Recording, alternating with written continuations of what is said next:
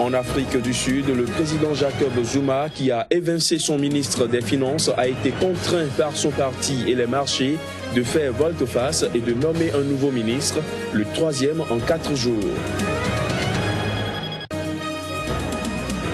En Centrafrique, le référendum constitutionnel a été prolongé ce lundi dans le quartier musulman PK5 de Bangui, où des violences ont perturbé dimanche le bon déroulement du scrutin.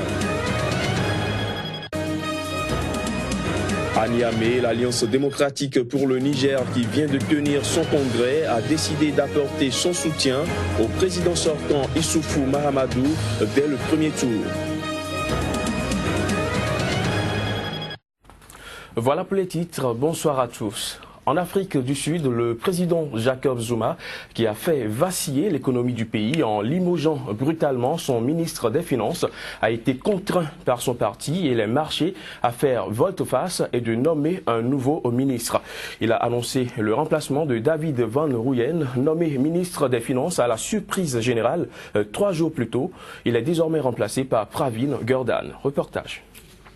Deuxième nomination de ministre à la tête du ministère des Finances en l'espace d'une semaine. Cette décision du président Jacob Zuma résulte de la pression des marchés et des membres de son parti suite à la nomination de David Van Rooyen, jugé inexpérimenté. Le limogeage de son prédécesseur avait fait vaciller l'économie sud-africaine la semaine dernière. Et c'est à Pravin Gordhan que reviennent depuis dimanche les rênes de ce ministère. Pour sa première intervention, le nouveau ministre s'est attelé à rassurer les marchés ainsi que les investisseurs étrangers et sud-africains.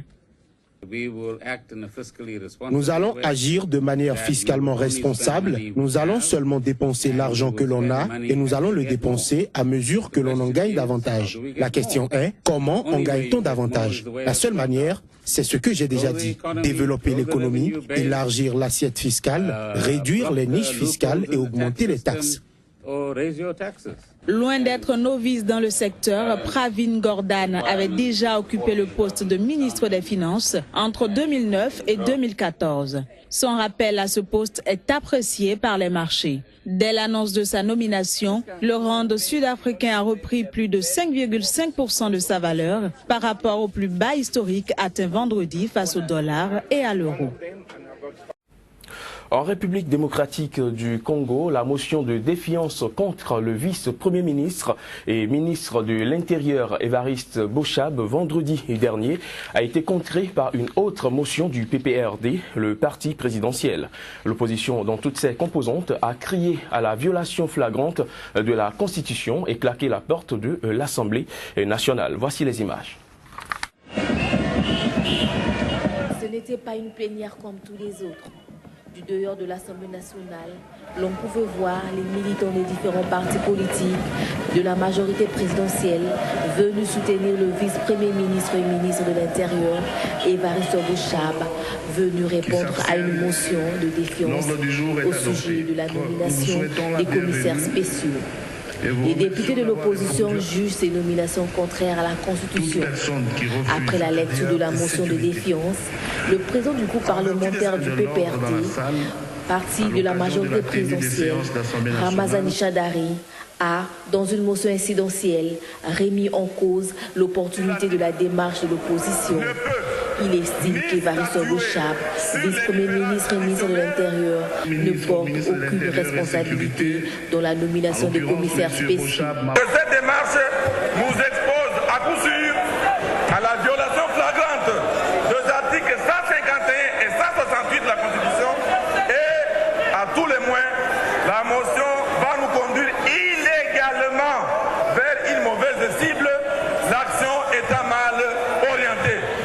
Dans une plénière agitée, l'opposition a répliqué par une motion d'ordre dénonçant la démarche de la corruption qu'a instituée la majorité présidentielle dans l'hémicycle de l'Assemblée nationale.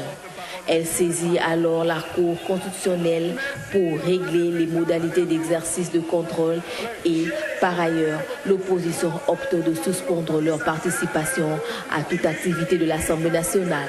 Signalant que la motion de défiance contre Évariste Boshab avait été déposée à l'Assemblée nationale le 6 décembre dernier par une cinquantaine de députés de l'opposition.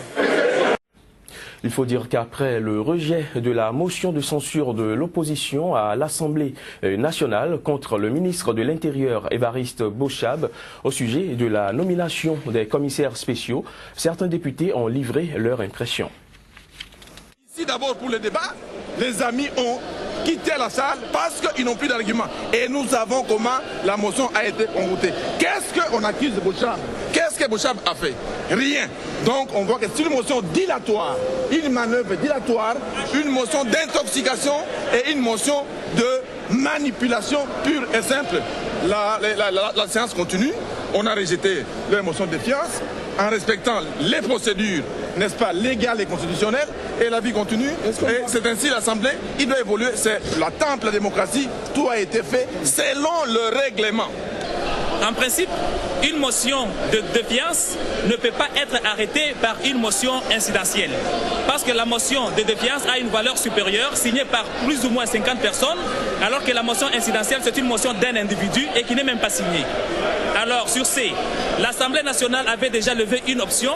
Depuis lors, on a pris la résolution pour dire qu'aucune motion incidentielle ne peut arrêter une motion de défiance. Mais aujourd'hui, parce que le président n'est pas capable de vivre un homme libre, il doit se réjouir de mourir ou bien il doit démissionner pour laisser la démocratie faire son cours. Restons toujours en République démocratique du Congo où le gouvernement accuse les autorités sénégalaises d'accueillir une réunion d'une quarantaine d'opposants et d'acteurs de la société civile destinés à déstabiliser les institutions de la RDC. Le porte-parole du gouvernement Lambert Mende qualifie l'attitude des autorités sénégalaises à propos de ce forum d'inacceptable et estime qu'elle dénote d'une forte dose d'irresponsabilité. Selon lui, la présence sur l'île de Gorée, au large de Dakar, de militants des mouvements citoyens congolais Filimbi et Lutte pour le changement Lucha pose problème car ces groupes sont en délicatesse avec la justice de la République démocratique du Congo. En Centrafrique, le référendum constitutionnel a été exceptionnellement prolongé ce lundi dans le quartier musulman PK5 de Bangui où des violences ont perturbé dimanche le bon déroulement du scrutin.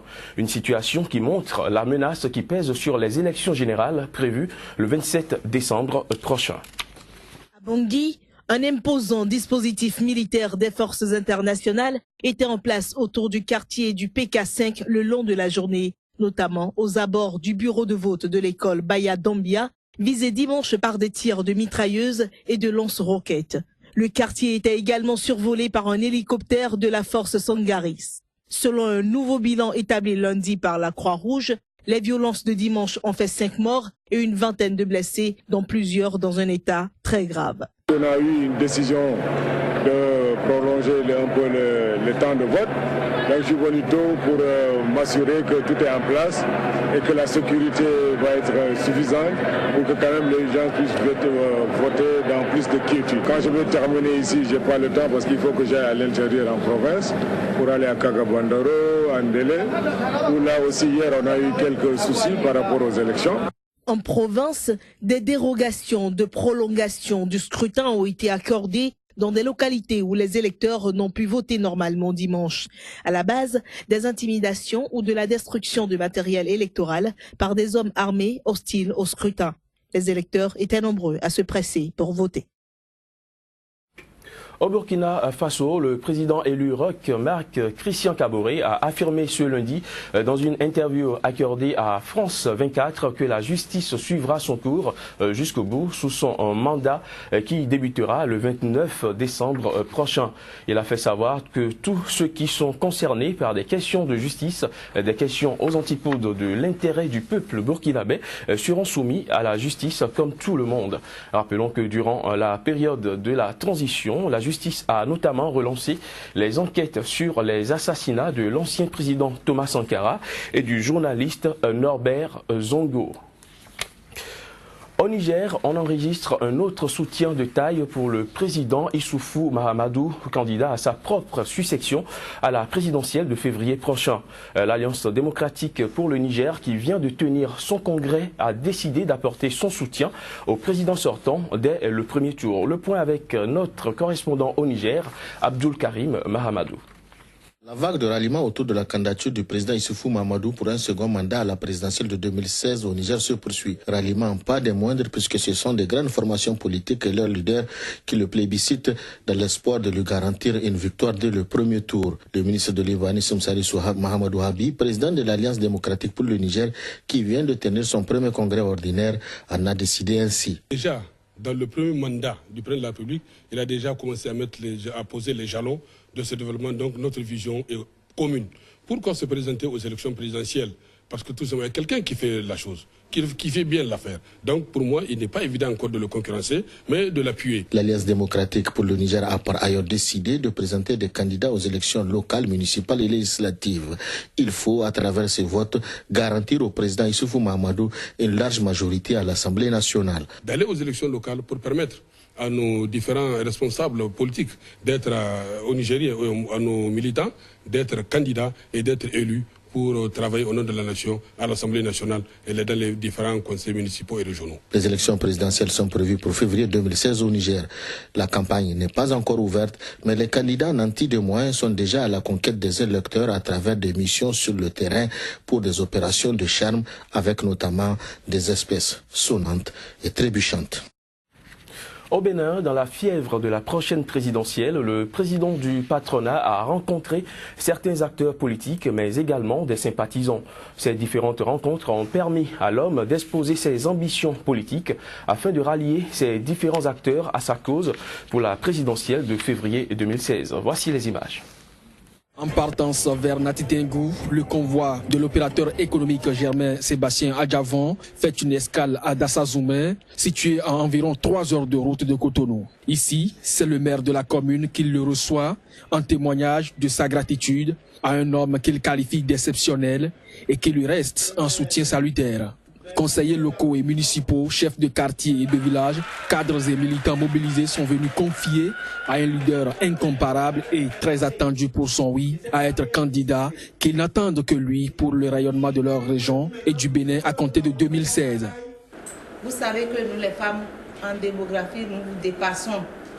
Et si je prends la parole au nom des femmes, c'est que je vous rassure que vous êtes déjà là et nous sommes avec vous. La nation béninoise sera sauvée, en général, et la jeunesse en particulier. C'est à cause de ça surtout que nous sommes prêts à vous accompagner et compter sur nous. Le président du patronat a été ainsi accueilli à l'entrée de Parakou en ce crépuscule du samedi 12 décembre, alors qu'il revenait de Nati Tengou, où il a conduit dans sa dernière demeure le général Mathieu Kérékou. Cette foule bigarrée, faite de jeunes et femmes, mais aussi des émigrants, est constituée de militants majoritaires de l'UDBN. Le jeu en vaut bien la chandelle et les mots y sont pour l'exprimer. C'est une action totalement improvisée des populations. C'est de manière spontanée. Parce que quand on est entré sous une grande étoile, tel que le président Sébastien Adjavon, ce n'est pas forcément vous qui allez chercher le pouvoir, c'est le pouvoir qui vient à vous. Monsieur le président Sébastien Adjavon, Dieu a écrit que vous avez le pouvoir. À cette action de bonne facture se sont joints d'autres mordus de la nouvelle ambition qui porte Sébastien Adjavon. Les membres du cercle des amis de Sébastien Adjavon, entendez Kaza, sont bien au cœur de ce jeu de proactivité et d'honneur rendu à leur leader. Il est populaire dans le Nord, non pas parce qu'il est riche, mais il est populaire dans le Nord parce que les frères du Nord, les frères du Sud, les frères de l'Est et les frères de l'Ouest ont compris que c'est quelqu'un qui s'est partagé. Ils ont constaté à travers la Fondation Sébastien Adjavon ce que cet homme a fait. Des milliards investis dans la construction des écoles, des hôpitaux. Parakou, pour son positionnement, son attractivité économique et son importance électorale, est une contrée capitale de la 8e circonscription électorale où la mobilisation doit être d'une certaine grandeur pour une réelle conquête. Voilà qui vient mettre un terme à cette édition. Merci de l'avoir suivi.